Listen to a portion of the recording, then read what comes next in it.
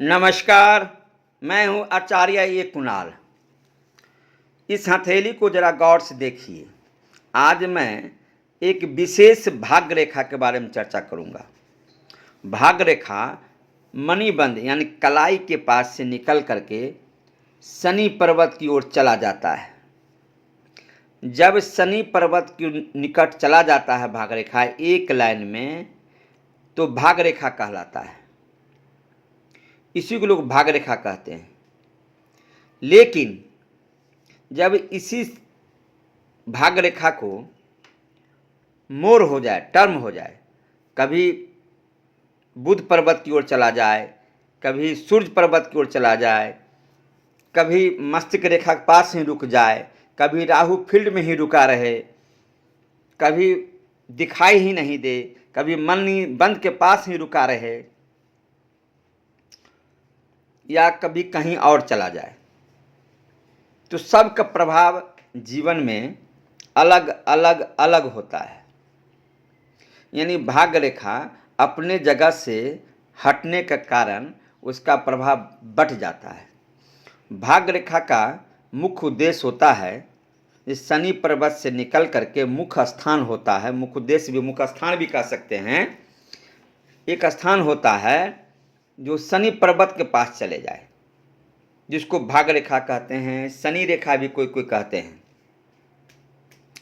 लेकिन यही भाग्य रेखा इस हथेली में आप देख सकते हैं, मैंने हरा घेरा में भाग्य रेखा को टर्म लेकर बृहस्पति पर्वत के पास भेज दिया है। तीर देख रहे हैं, तीर, काला तीर बृहस्पति पर्वत पर भेज दिया है। अगर किसी व्यक्ति को, यानी यदि शनि रेखा का अंत शनि पर्वत को छोड़कर कहीं और होता हो,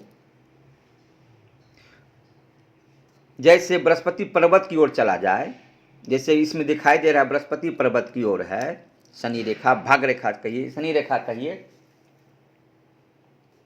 जो चला जाए, तो ऐसे जातक के जीवन में शनि रेखा बृहस्पति पर्वत की ओर मुड़ जाती है, तो जातक अपनी उच्च महत्वाकांक्षाओं के द्वारा ही सफल व्यक्तियों के श्रेणी में गिना जाएगा। मेरा मतलब ये है, जब भाग्य रेखा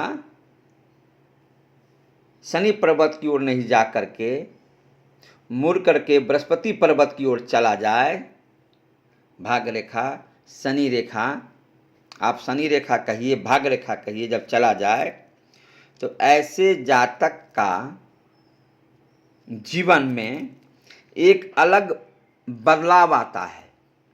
ऐसे जातक बृहस्पति से संबंध बना लेता है भाग्य रेखा। ऐसे जातक उच्च महत्वाकांक्षी वाले हो जाते हैं, उच्च महत्वाकांक्षी वाले, और ऊंचे ऊंचे लोगों से इनका संगत हो जाता है, मित्रता हो जाता है। ऊंचे ऊंचे यानी धन वाले लोगों से, प्रतिष्ठा वाले लोगों से।